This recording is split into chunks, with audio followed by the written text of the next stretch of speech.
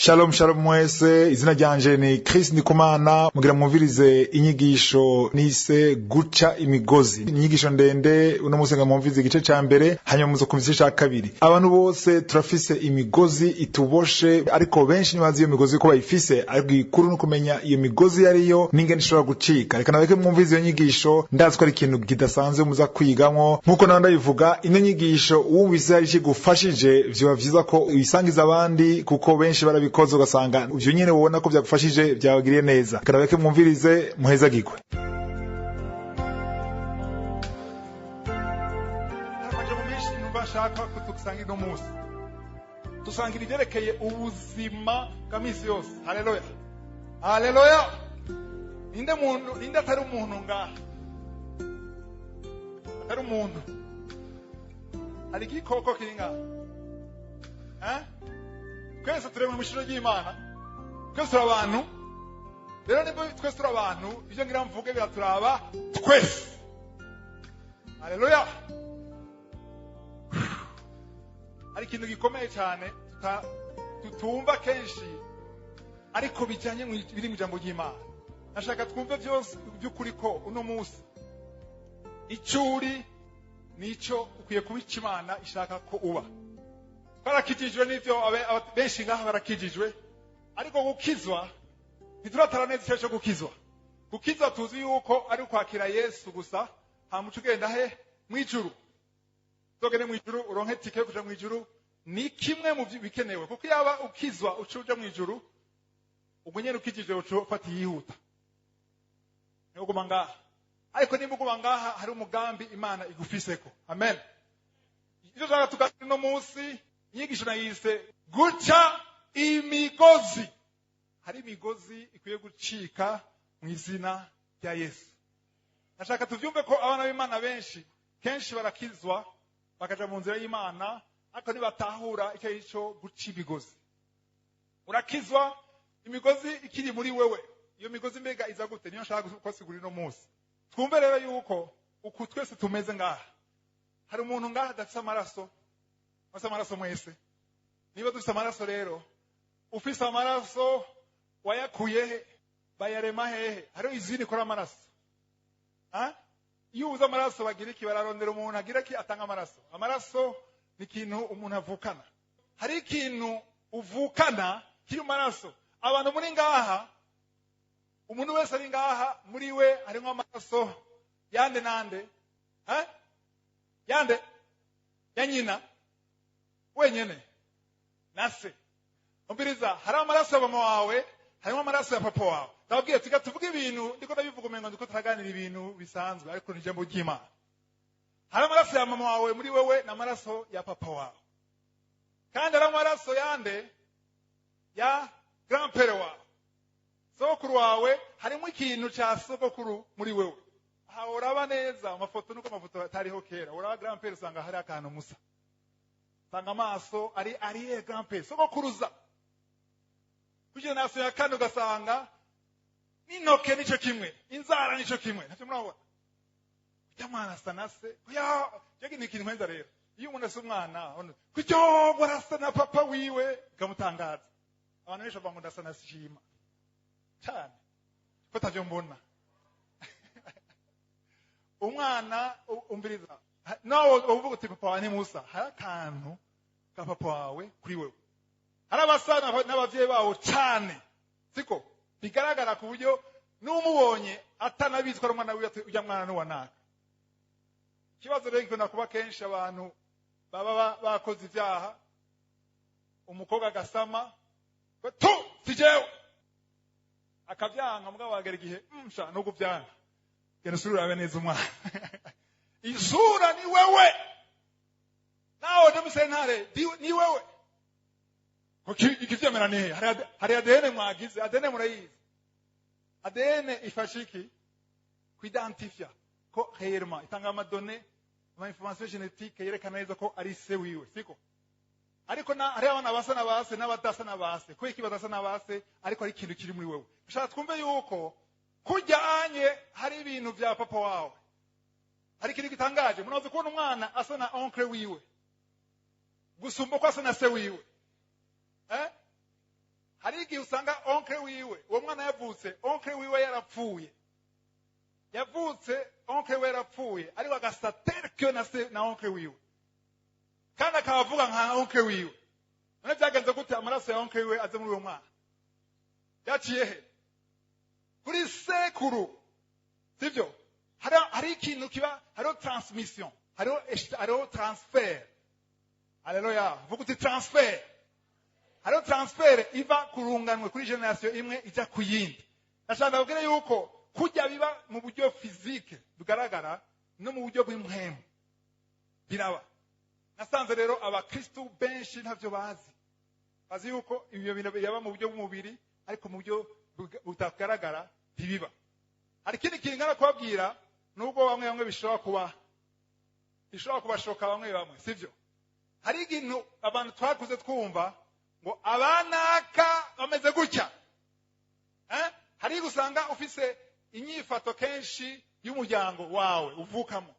ugasanga se wiwe yari imboregwa cyangwa umusinzi ugasanga n'umwana wiwe ni cyo kimwe sekuru cyangwa se wiwe yari umusambanyi ugasanga n'umwana wiwe cyo kimwe bisigura iki hariho umugozi wavuye hariya ukaza ngaha ushise kuri wewe icyo gituma dushaka twige abakijijwe mbega twokomera ko uwo mugozi uducamwo ukagenda ku bana bacu niki gitwokora Mana ishimwe dukwiye guca umugozi haleluya umugore ikintu kimwe muri Bibiliya kibatangaza na cyo cyarantangaje ikintu cyanaje muri Bibiliya iyo tuvuga ngo mu Burundi sishaka kuvuga imiryango ko sishoke n'umwe siko imiryango murayizi y'abarundi muzi ubwoko ariko hari imiryango mu bwoko bwose ari imiryango abanaka sanze murumva abanaka n'abaki abasambanyi ntibisigura ko bose ari abasambanyi mugabo ari icuka cy'ubusambanyi hari umwuka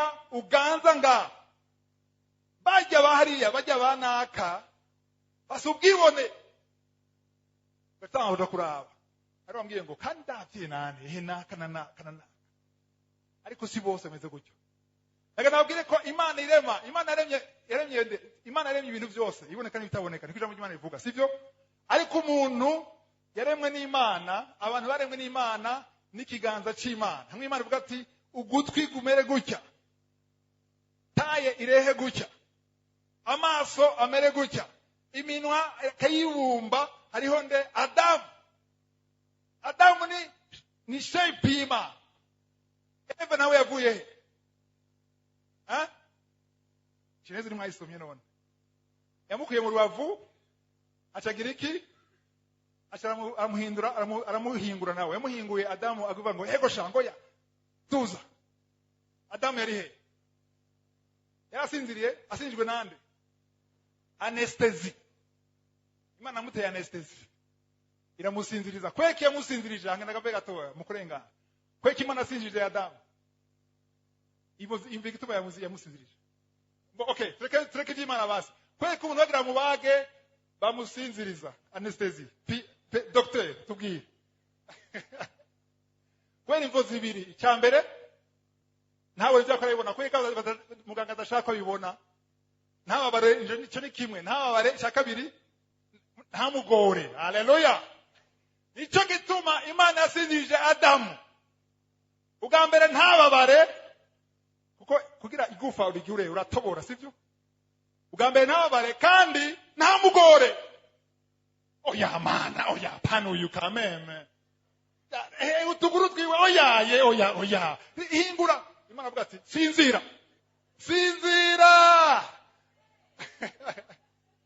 kuko igituma yasinzire abamaze kugira abana bakaja muri ecography maze bigenda umwana wa mbere ukimubona afite ukwezi asa gute oya uriyumvira uyu ni umwana ni imbeba niki oya mana nushaka kuma imbeba hari igihe Imana yokwereka umugore wawe ugati sishobora ariko Imana izomuhingura ariko ikibazo turayibuza guhingura urayibroka ni byiza rero kusinzira ari umuje n'umwe umuntu ambwiye ati ntaronka umufasha amaze igihe imyaka myinshi udashasinziriye mugabo iko gusinzira arasinziriye ni kwiza hari ugusinzira kwiza murakuzi cyo gituma imana ikunda kuvuga mu nzozi kuko usinziriye ntugora imana ntukontorora ikintu na kimwe imana ikwereka icyo ishatse bikunezera bitakunezera urabibona upfumurira wabyuse mugabo urabibona cyo gituma rero abajene célibataire sinzira mwizere usinzire kumwe tubwira ngo uriko uranywa kafe usinzire uri mu gikorwa cy'Imana kuko mu gusinzira mu gikorwa cy'Imana niho uzoronkera umugisha wawe amen rero isi nyigisho shaka kuza n'umunsi karagaciyemo kumva ko Adamu ateza gusinzira kuko Imana yamuhinguye iyo processus yose yari kwidoga ariko amaze kumubona lâchez de marcher kubera ikenezerewe Adamu yabonye produit fini abantu muri mariye ngaha murabizi nimba muri mu nzira y'Imana iminsi ya mbere ya mariage ni imyaka 5 cyo kimwe nimba imyaka 5 bibishe cyane hari kibazo mu isanzwe bikwiye kuryoha kuko mukamenyana mugatera imbere mugasenga Imana ikigaragaza muri mwebwe mariage ifise ubuzima irakura ntisubira inyuma haleluya sije kuvuga mariage harabaci bagiye bandanya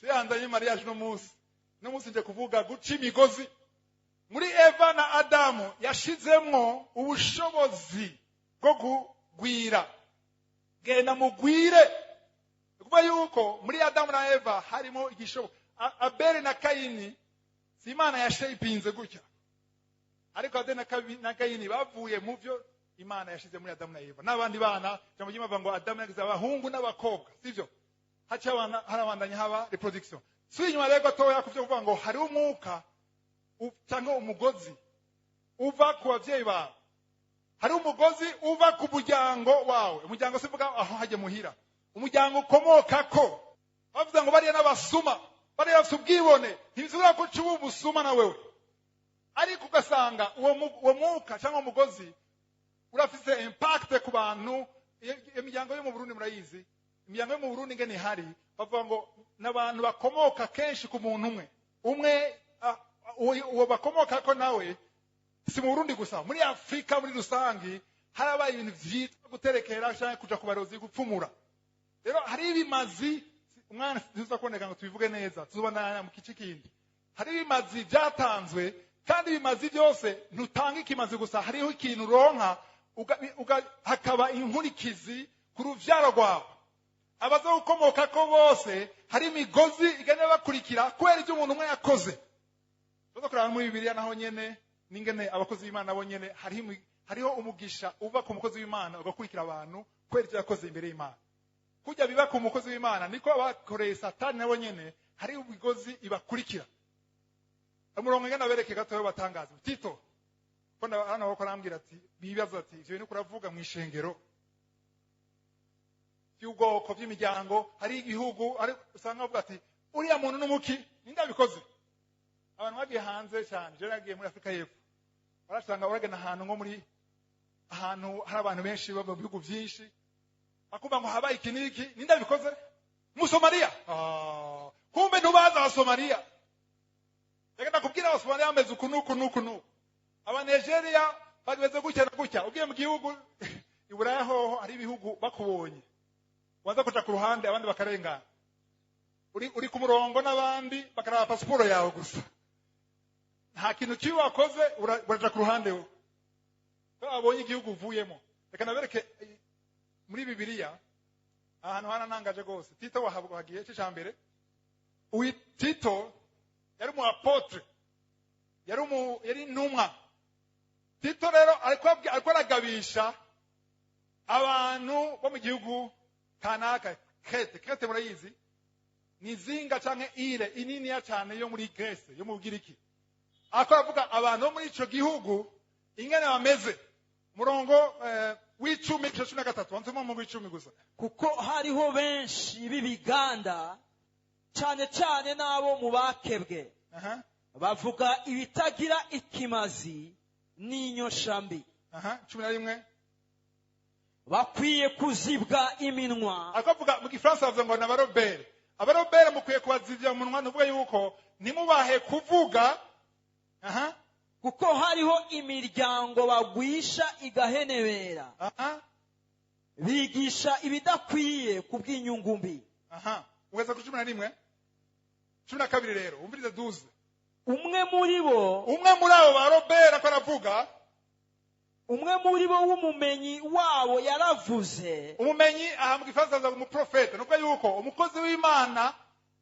w'ukuri azukuri bemera hari ikintu yabwiye Tito yavuze gute yaravuze aha ati nta naryo abanyakireti n'ababeshi aha n'ibikoko bibi aha n'abanebwe n'abakunzi b'inda. abo nabaki les Crétois aba muri Crete nabaki nababeshi nabanebwe nabakunzi binda ikoko ashatse kuvuga yuko aha aya bisigura yuko muri Crete atabantu beza barimo abyumva ariko akavuga ati hariya hariho umwuka ugwiriye hariya 13 iyo nahe yashinze ni y'ukuri. iyo nahe yashinze ni y'ukuri. Nico gituma ukwiye kubahana cyane aha kugira ngo babe abahangaye mu kwizera. haleluya wumvise navuze ni y'ukuri ariko rero nico gituma ukwiye kubitaho cyane kandi ubahanure ubigishe bashobore kuba basa. ni byiza ko abanyekireti ari bakretwa bashobora kugera ahantu baca uwo mugozi w'ubeshi w'ubunebwe wo kugirika wo gukundinda. hari imigozi ishobora kuba iri mu buzima bwawe ukwiye guca. Imana ishimwe muyice kuko utayiciye hari abantu benshi baguma mu gakiza ariko imigozi ikaguma yokurikira. Mwamaze kubibona none hari imigozi ikurikira hari imigozi tutaza kubibona mu nyuma ugasanga ejo bundi ari wambwiye ngo yari hanze umukobwa ambwira yari muri Togo ambwira ngo jewe ngo mbonye umuhungu gusa arenganye nifuza kumukurikira tugende mu gitanda. Apana uwo ari we wese apana ngo umwe uwo mbonye wese ndashaka bimvemo avuga gutyo ndashaka bimvemo. hari ibintu biri muri we adashaka kumva bimukontrola. ndaza kwereka ngene hari imiryango abantu bugurura gasanga ari imiryango gasanga ari imivumo ikurikirana hasanga hariho amamo premature abantu bapakiri bato ingwara zitumvikana kandi zikurikira abaganga barabikonfirma. anamwe baje kwa muganga ko bazango nta muntu muri famille wanyu yarwaye diabete nta mu oncle cyangwa mu grand père yarwaye asthme kweka bikubaza ashaka gukonfirma yuko ari transmission transfer. aba na science iremera yuko ari transfer y'ingwara kweli kiba byemera kuko bashaka kubiprova ariko hari ama transfer science itabona niyo shaka kubabwira no munsi. Haleluya.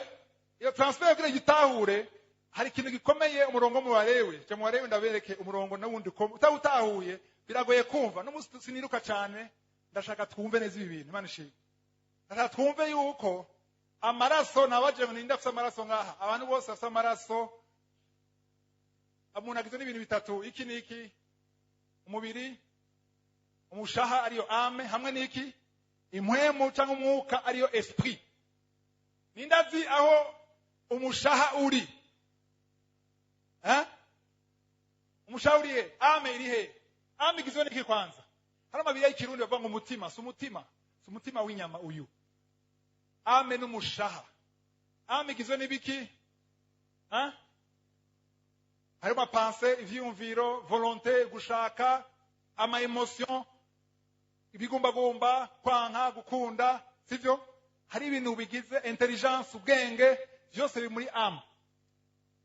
reka turabe rero ahiri Mwalewi 17 umurongo wa 11 Levitique 17 verset 11 kuko ubugingo bw'umubiri buba mu maraso. ubugingo bw'aravuga si ubuzima bakavuga âme mu gifaransa. l'âme de la chair est dans le sang. murabitahura tugeze ngaho bakora bandanya bavuga ibyerekeye by'ibimazi by'amasacrifice ariko ngo l'âme iri hehe mu maraso. navyumvise nicyo gituma rero ibintu babwiye byose by'ama emotion n'ibiki ubwenge volonté n'ibiki c'est dans le sang. Tuvuga yuko hariho rero amaraso, nimba waronse amaraso avuye ku bavyeyi, hari ikintu wakwiye ku muvyeyi. Hariho ibintu vyiza ushobora kuronka ku muvyeyi n'ibindi bibi uronka ku muvyeyi. Cyo gituma rero Yesu kugira ashobore gukasa guca imigozi byasabye ko aca mu nzira yitwa amaraso. Haleluya. Byasaba ko Yesu yambara umubiri nkatwe akagira amaraso atanduye. Bivuga mu Baheburayo 4:15 ko Yesu yagerageje muri byose ariko nta cyaha yakoze. Intama zatangwa batufata intama zitagira agasembwa ariko zari mu isi yanduye zitari pure. Nicyo gituma buri mwaka batanga ikimazi cyangwa igitambo, ariko Yesu yazanye amaraso yiwe. Hari ikintu cyatumye Yesu agira amaraso muri we, hari ikintu cyatumye Yesu yemera ko bamwica bamucumita akava amaraso. Hari ikintu cyatumye Petero afashe inkota agashaka kumuproteja, agafata ugutwi akagusubizako akavuga ati oya, kubera amaraso yanje ategerezwa guseseka.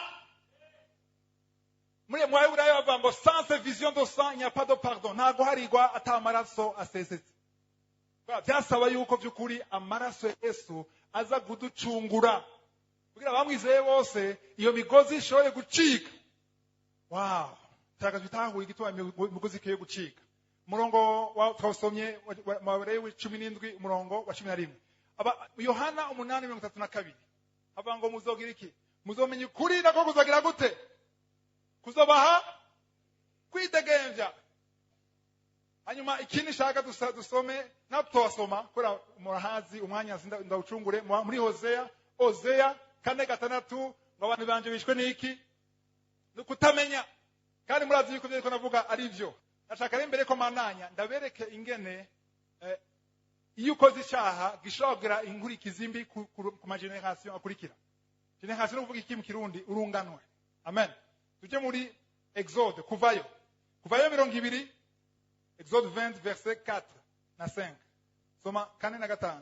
Ntukibazire igishushanyo canye igisa n'igishushanyo canye igisa n'ishusho y'ikintu na kimwe kiri hejuru mw'ijuru canye hasi ku isi canye mu mazi iyo mu biyaga. Nuze uvyikubite imbere, nuze ubisabe ko jewe uhoraho Imana yawe ndi Imana ifuha. Ndi Imana ifuha. Mpora abana ibigabitanyo by'abase nkageza kurunganwe rugira 3 no kurugira 4.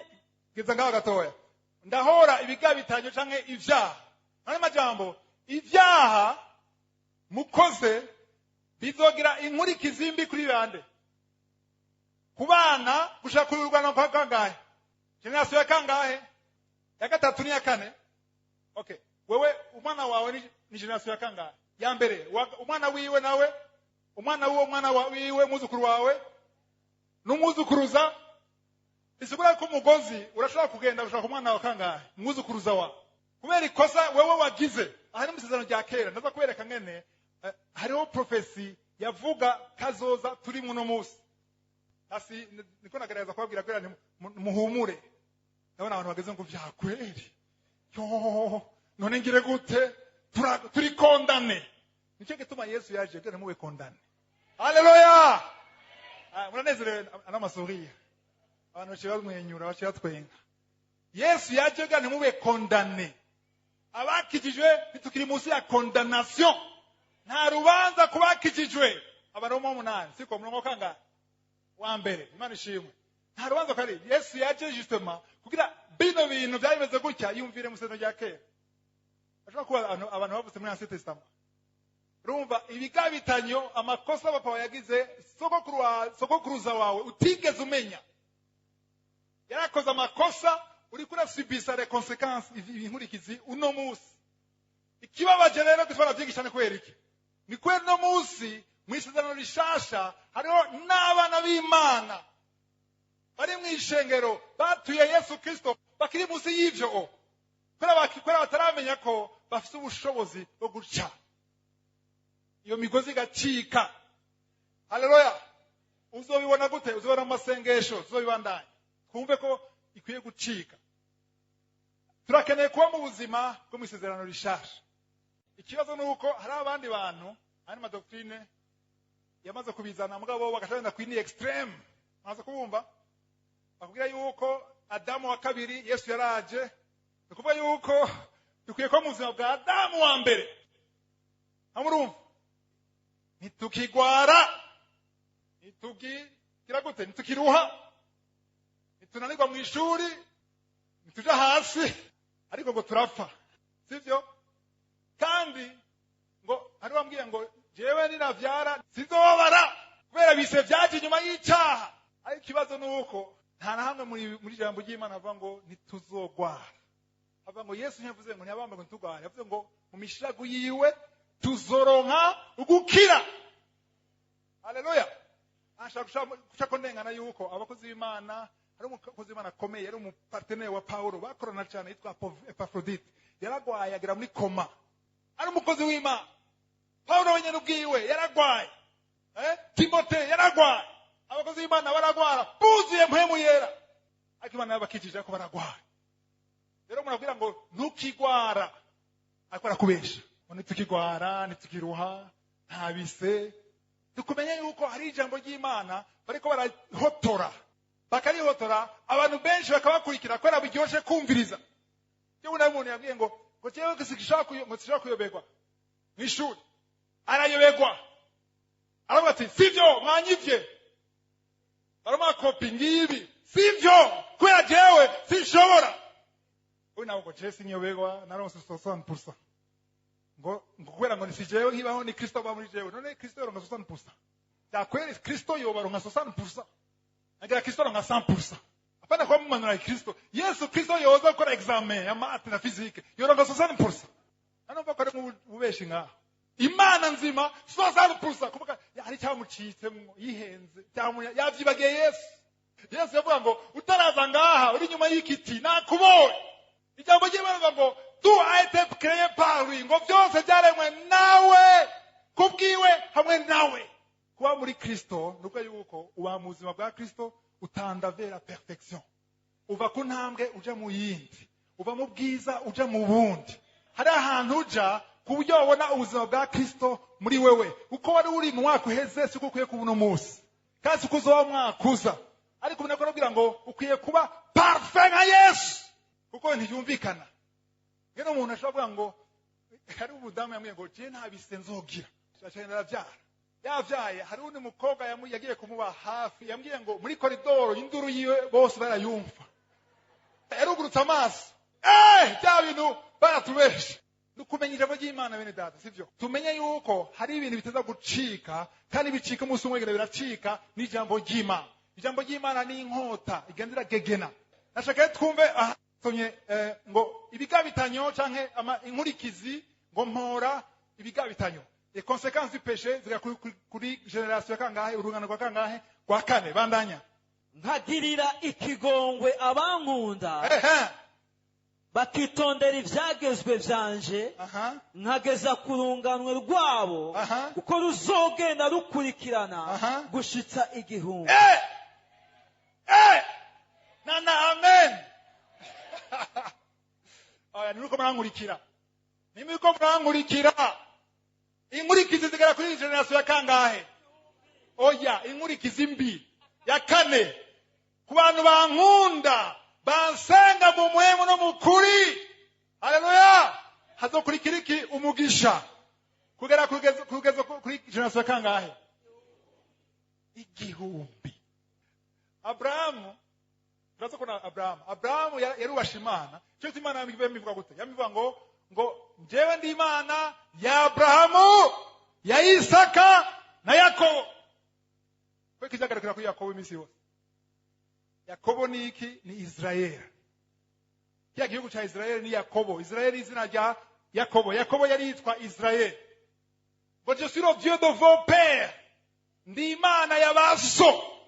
Haji bivuze iki? Ivuze ngo ibyo nasezeranye baso nikwiye kubashikira mwese. Abraham yarubasha Imana akadakwereka tuharara. turabe muri Genèse itanguriro Genèse 22 Genèse 22 itanguriro 22 ndabereke iyo nkuru murayizi ko namarayizanye kenshi ngene Abraham Imana yamubwiye kuja gutanga ikimazi igitambo atanga umwana wiwe hanyuma agira mutange Imana abona yuko nabonye kunyubaha nashaka usome gusa kwera umwanya ari muto usome umurongo wa 16 16 itanguriro 22 umurongo wa 16 hera 15 maze umumarayika w'uhoraho ari mu ijuru arongera ahamagara Aburahamu avuga gute ati ndirahiye niko uhoraho agize kuko ukoze ivyo kwera unyubashe ntunyime umwana wawe kutanyimye Isaka wawe kandi ari kinege eka mbere no kuguha umugisha kandi no kukugwiza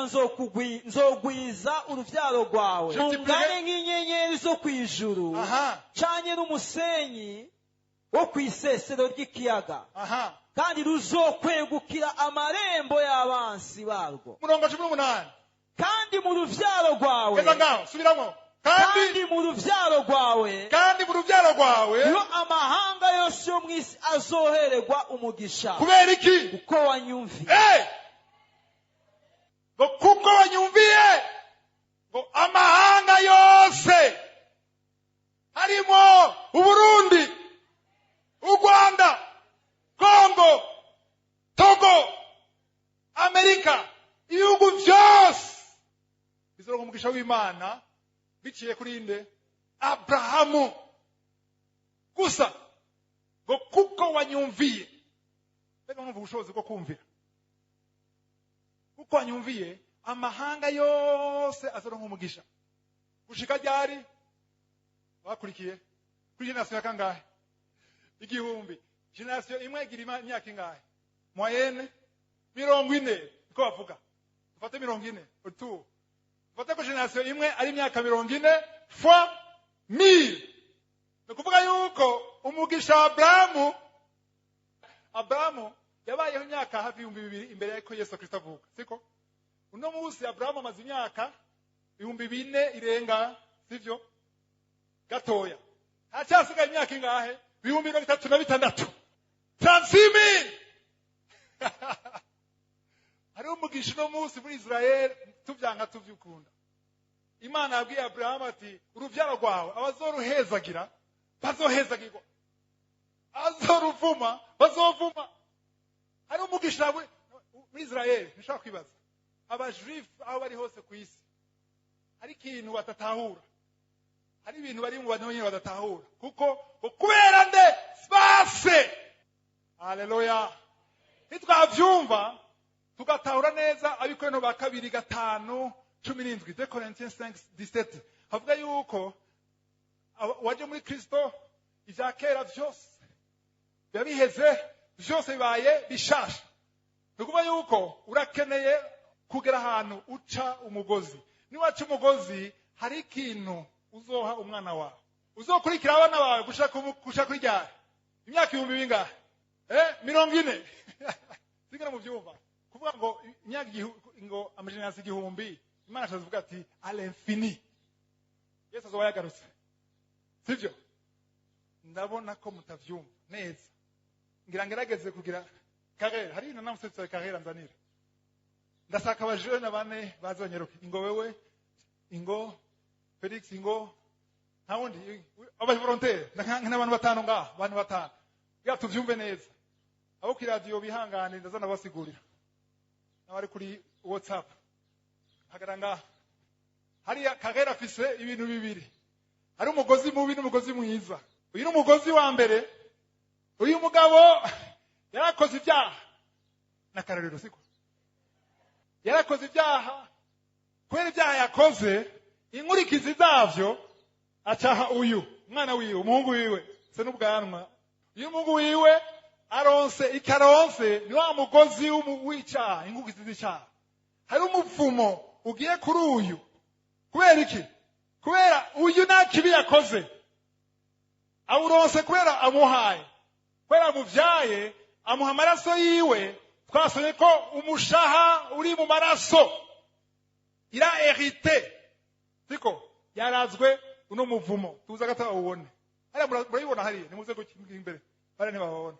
Okay, abari ku radio hari igipurizo ngaha gitukura, ari uwa mbere yafashe igipurizo gihe wa kabiri n'umuhungu wiwe, wa kabiri unabahaye uyu umuhungu uyu n'umwuzukuru w'uyu kinaswe kangahe inya kangahe ya kabiri ini ya mbere ini ya kabiri. Uyu nawe aba victime apari byu yakoze ariko byu wa mbere yakoze nawe aciyabiha uyu n'umuzukuruza w'uyu wa mbere. Urabibona abose bareko barishura ibyaha by'uyu mugabo baravuze ngo ariko Adamu yadukwegeye uyu mugabo ibyaha yakoze bigeze ngaha ni yakangahe ni ya gatatu inani ya kane muhe n'uyu hageze ku ya kane. Sasa iyo umuntu akijijwe wakira Yesu umwami mukiza, Yesu aje mu buzima bwawe, uyu mugabo dufate ko ari ishusho ya Yesu nubwo atari we. Iyo umuntu akijijwe, uyu mugabo arakijijwe arihanye aratuye arakiye Yesu, nubwo yuko aciye agenda kwipositiona ngaha inyuma ya Yesu. Yesu namuzibiye.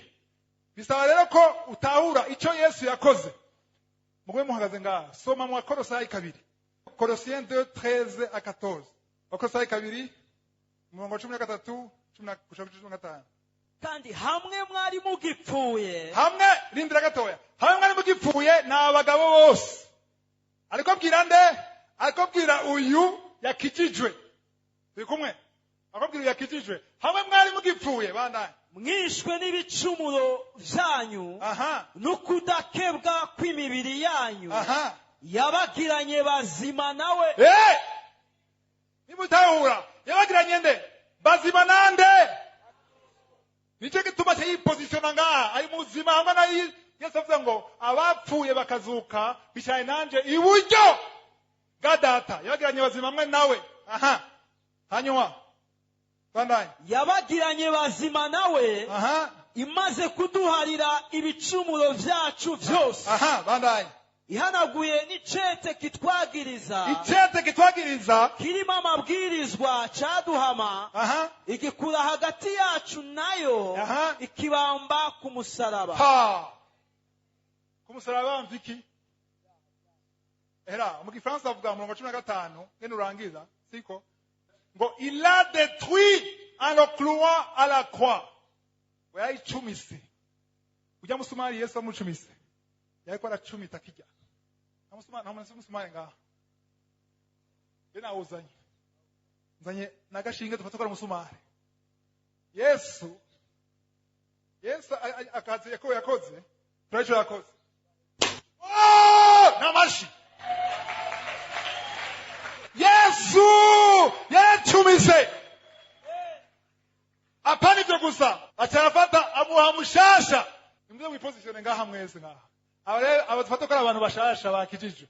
Uyu yari akijijwe Yesu amuha ngo turabaraganwa hamwe na Yesu sivyo imigisha amasezerano muhe uyu. Haleluya mahana hane gushaka kururiya.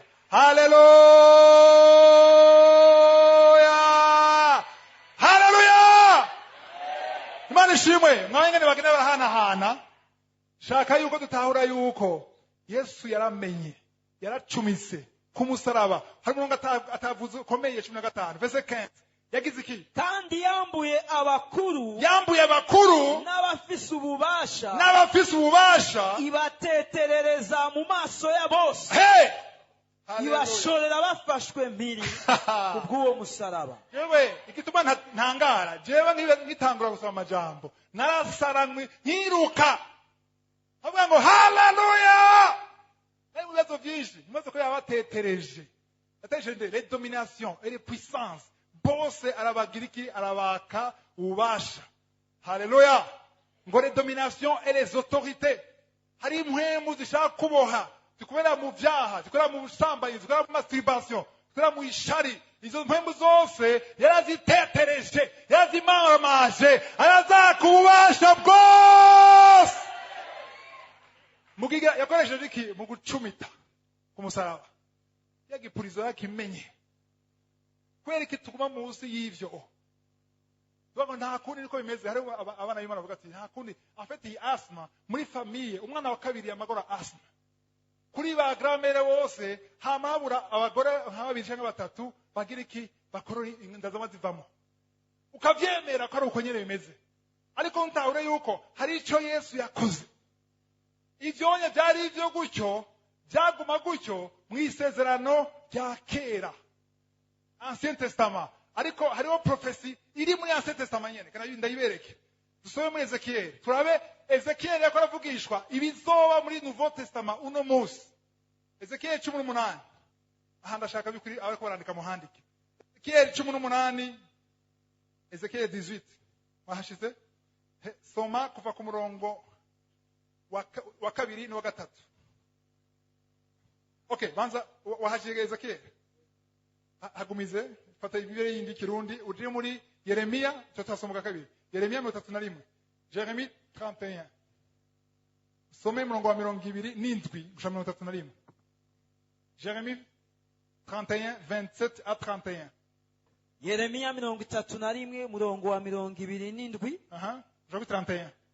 Iminsi izoza ariko aravuga ni iminsi turimo uno munsi. Ni jewe uhoraho mbivuze. Nzobiba imbibe. Niyo nzu ya Isirayeli n'inzu ya Yuda. Ndayibibe mw'imbuto. Arizo bantu n'ibitungwa. Maze ico gihe nkuko nabahoza ko igitsure. Ubise nabahoza ko igitsure. Ngo mbarandure. Mbahomvomvore. Mbasangangure. Mbahonye. Mbababaze. Niko nzobahoza ko ijisho. Mbubake. Mbateragire. Nijewe uhoraho mbivuze. Haleluya. Mwabikurikiye? Nkuko mwagira gutegame nasambuye niko nzobubaka. Majambo make. Ugambe nasambuye ariko nzoguze kwijisho ndabubake. Ibyasambutse ndavyubake. Bandanye. Wageze kubaka ngahe? 29.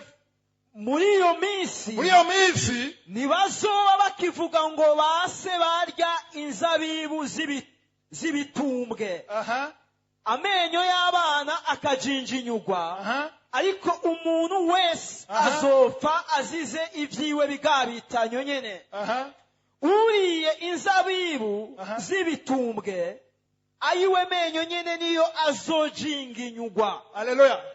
Kangereza gusigura muko mwabikurikira icoma mukavyumva. Atabibutsa ati musangene bimeze base banyu basobanyu bariye inzabibu n'amagazin. Ambisansa vyanga magazin ya vera atarasha. Ziko muyariye amenyo sagute chasana vera kwatsi rutoto. Musanzwe jewe nari amagazin ni jewe amenyo asa na vera sivyo? Bariko ngo ngana byari bimeze ngo barajya amagazin canke inzabibu ngo abana babo amenyo yabo bagashana na vera atariho bayariye. Abyumva? Numva kumengo harimo akarenganya. Nimba yagiye gukora amagafe je kwekaje kubitika. Akora avuga ati rero muri mu bihe bizoza avuga igiturimu mwisana rishasha. Mu bihe bizoza mwisana rishasha bizonguba gutyo umwe wese azoriha ibyaha byiwe. Haleluya. Iye ni amen nikisezerano ariko utamenye kuyifata nakimara kuri wewe. Nuko bimeze ariko ivyo tuko turabamwo byinshi hari ibibazo ducamo Imana ducishamo ariko ibibazo tubamwo ko tazi ko twari kuye kubibamo. Abyumvise Imana ashobora kureka ibibazo kabibamo ariko ari ibibazo bidahuye n'umugambi w'Imana ariko ukurazi ukurishura ibintu ndakwiye kwishura. Cyo gituma ukuye kugira gute guca umugozi. 30 wayisomye 31 rero 31. Iminsi girize. Nijewe uhoraho mbivuze. Aho nzosezerana isezerano risha. Haleluya. N'umuryango wa Isirayeli. Haleluya. N'umuryango wa Yuda. Haleluya. Isezerano risha niri turimo. Tahure isezerano risha turimo no munsi. Hari umurongo namubwiye yamaze kugurura Ezekiel Nyarusa 18 2 na 3 Nyarusa. riti niki gituma mucira uyu mugani mu gihugu c'Ibwisirayeli aha ngo base barya inzabibu z'ibitumbwe aha amenyo y'abana akajinyugwa. avuze bya bindi nyene yavuga. Hanyuma gatatu, ndahiye ukubaho kwanje haleluya, niko umwami uhoraho agize, aha ntimuzokongera kuronka inyanduruko haleluya. yo guca uwo mugani mu Bisirayeli. Dukwiye guca umugozi, dukwiye guca umugozi. Sivyo, umwana aravuka afise ibibazo bitajanye na wewe, bijanye n'abasekuru bagiye ku mupfumu, bagiye guterekera, uravuga ati uruvyaro rwanje rwose. Dukwiye guca iyo migozi. Mwari muzi ko ivyaha bizana inkurikizi? Twabisomye muri mu Kuvayo 20 twabisomye, sivyo? Nashaka twumve yuko imbere ko ndangiza, nashaka tutahure yuko hariho inkurikizi z'ivyaha. Imana itubuza gukora ivyaha kubera hari inkurikizi.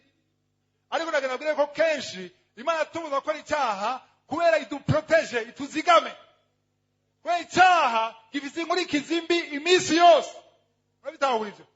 Hari ibyo n'inkurikizi mbi z'ivyaha iminsi yose.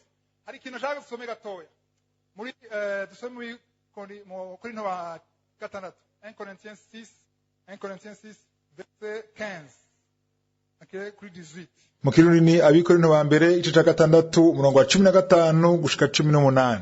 Ntimuzi yuko imibiri yanyu ari ingingo za Kristo?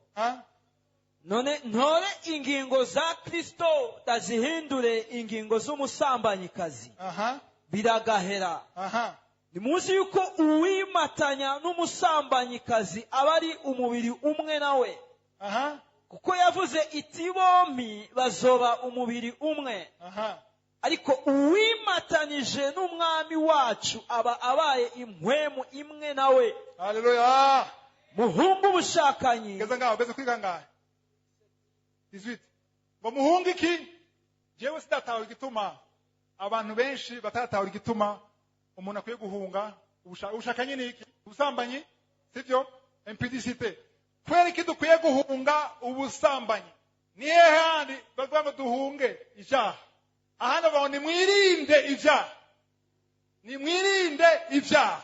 Mwirinde ubeshi. Mwirinde ubusuma. Mwirinde ishari. Sivyo? Ariko ageze ku busambanyi, hunga! Kweri kuhunga. Kweri kuhunga. Yangeze gusigura gatoya, kweri kuhunga. Kubera hari ikintu citwa communion. Communion ni iki mu Kirundi? Kunywana. Mane guhezagira. Hari ikintu citwa kunywana. Nico gituma ngaha tangu yavuga ngo mbega murazi yuko umuntu agiye gusambana n'umumaraya agize iki? Agiye kunywana nawe bacitse iki? Muravyumva?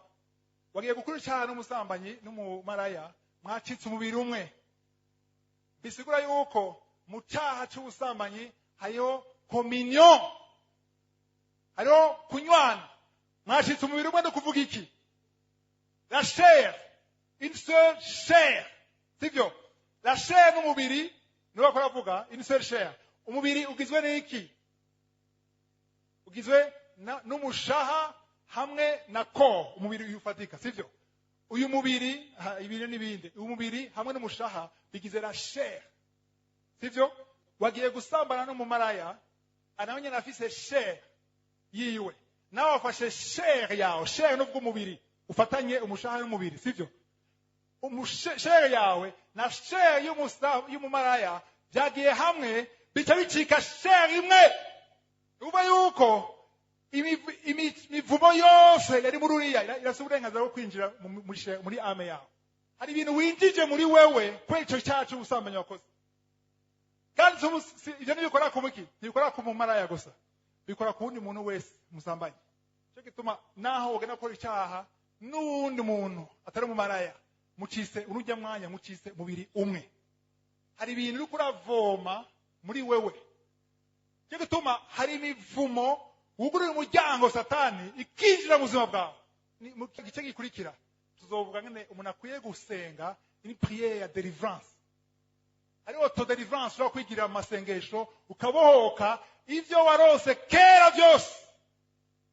Muri byaha wakoze hari imiryango wuguruye ushobora kutabikoze wewe ukasanga ni umuvyeyi wawe. Abantu bagena basamana bubatse murakwega ibintu mukazana mu rugo. Bijya kuntu umugore yubatse atekereza umugabo akamuzanira sida, sivyo? Niko nashobora kuzana n'amadayimoni yakuye mu busambanyi. Abantu batinya sida gusa ntaco tumwambara kapote nizibira amadayimoni.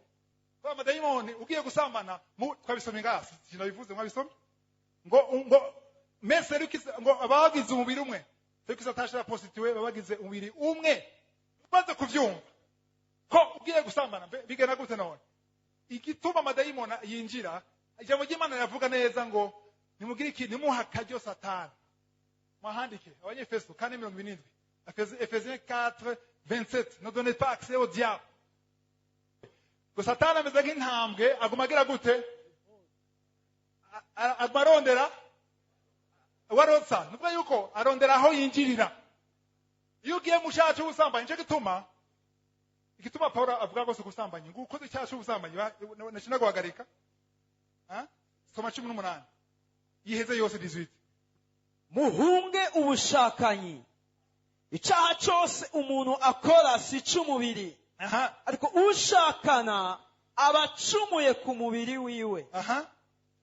Nimuzi yuko imibiri yanyu ari insengero za mpwemu yera ari muri mwebwe. Haleluya! Uwo mufise avuye ku Mana kandi si mwe mwiganza. Haleluya! Nivyo nta cyaha gitoya na kinini niko Yakobo avuga, ariko ngaha Paulo avuze neza icyaha cyose si cy'umubiri. Ari gucumura ku Mana ugacongera ugacumira no ku nzu y'Imana. Niko avuze. Bisigura yuko iyo nzu y'Imana iyo icumuyeko uruguriye umuryango Satani injiriramo. Siko mu byumvyo bintu. Umwanya ukuragenda mbwira tuzobandanya mu gice gikurikira. Ndabereke icyari cyo communion. Ngene communion ishobora gutuma ubohoka nk'ijya communion Yesu yavuze yo gutanga ya gute stensen, sivyo? Abantu benshi barataha icyari cyo communion isangira gera. Cyo gituma yo hageze benshi baca bataha. Ko ntibatahura.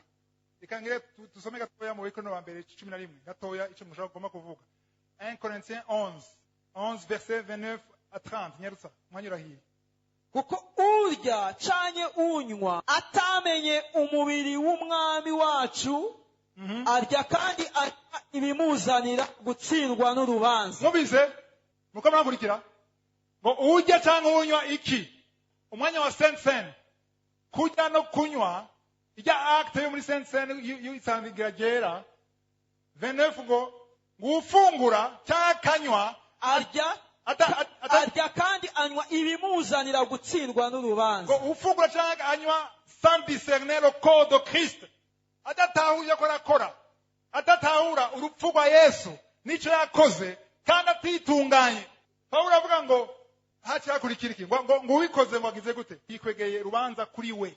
Ico gituma muri mwebwe bagira intege abandi bakagwaragurika kandi abatari mu Gifaransa bavuga ngo nico gituma muri mwebwe benshi babaye ibimuga infirme pas intege nke gusa pas faible babaye ibimuga abandi bageze gute baragwaye de maladie hariyo maladie ziva mu gusuzugura gikorwa udatahura utiyubuka icyo Yesu yakoze kandi ngo abandi bageze gute bapfuye yacafurwa nyene mugabo hari umugozi uza hari umuvumo uza kuri wewe. Bisigura yuko rero communion yose ugize nukwanza gutahura icyo kurakora.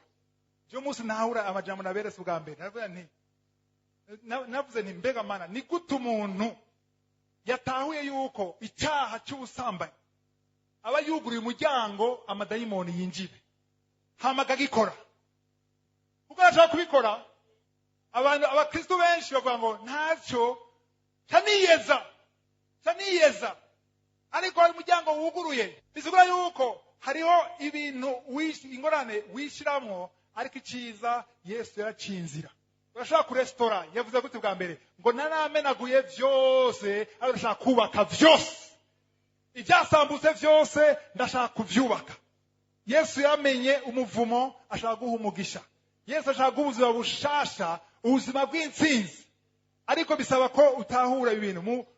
Ninasura mu gice gikurikira, nzokwereka ngene ushobora gusenga. Isengesho rizo ubandanye ukora iryo sengesho uzobohoka. Ibintu byose wewe wakoze cyangwa abavyeyi bawe bakoze. Manishimwe. Ari umuntu agwaye F1 ngaha, ari umuntu agwaye F1 cyangwa hepatite, hari umuntu agwaye hepatite ngaha. Wizere.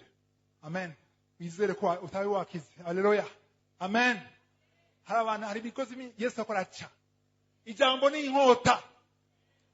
Ijambo ni inkota. Wizere yuko hari ibintu byinshi we wakoze byagize inkurikizi mbi, hari ibindi abasokuru bakoze byagize inkurikizi mbi, ariko uhagamagarwa kubigira gute? Kubica. Ubice kuri wewe abafise abana, imbere yo kuryama mu ijoro mwashika ibiganza muce imigozi yose, mwatuye ubuzima ku bana banyu. Mwubaha Imana, mukorera Imana, muje mu nzira y'agakiza, sanctification, kugira amageneration yose azokurikira bazogendere ku mugisha wawe. Utakire wa Abraham biciye muri Yesu Kristo, uhereza abana bawe nawe nyine azoha abana bawe. Amen. Ariko kugira bikora ivyo ubanza guca umugozi. Haleluya. Amasaha arageze, turangije. Ariko nashaka nabwira ubuntu kimwe, umuntu yabari ngaha atarakizwa uzokora Pio aguru duzukuboko gutya, azokora Pio kuko igikutukoza kwatura gusa, urakeneye gufashwa ucike akiza. Haleluya. Ama nashaka kukizwa ari ku radio, aze gutelefona nimero cyazivugwa. Umuntu ari kuri WhatsApp, aje kuri application yakanguka, hariho nimero uhamagara ko. Haleluya. Kuko ni byiza kwanza gukizwa ukakira Yesu. Amen. Uwe nashaka sabe abantu bashaka gusenga, gira byukuri tushobozwe. Hari ibyo ushobora kuba warakoze cyangwa abavyeyi bakoze, uhaguruke dusenge duce imigozi. Abari kuri radio bahaguruke nabo nyene bashaka, abari kuri WhatsApp nabo nyene bahaguruke duce imigozi yose. Haleluya. Abahagurutse bashaka gusubiramo musemo amajambo, ti mwami Yesu, vuga n'inkomezi uti mwami Yesu, ndatsinzwe n'ijambo ryawe, ndashaka unshoboze biciye muri mpwemu yera, guca imigozi yose, umbabarire ibyo nawe narakoze jewe n'ibyo abasokuru bakoze, ko twumvise isezerano ko kuva uno munsi mw'isezerano rishasha nakwiye gukurikizwa n'ibyaha by'abasokuru. Ndashaka unshoboze, ndasabye ubuntu bwawe, unshoboze neshe nijyane nawe n'iburyo bwa data. Amen.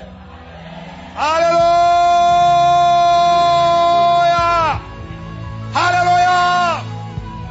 Mani baheza gire.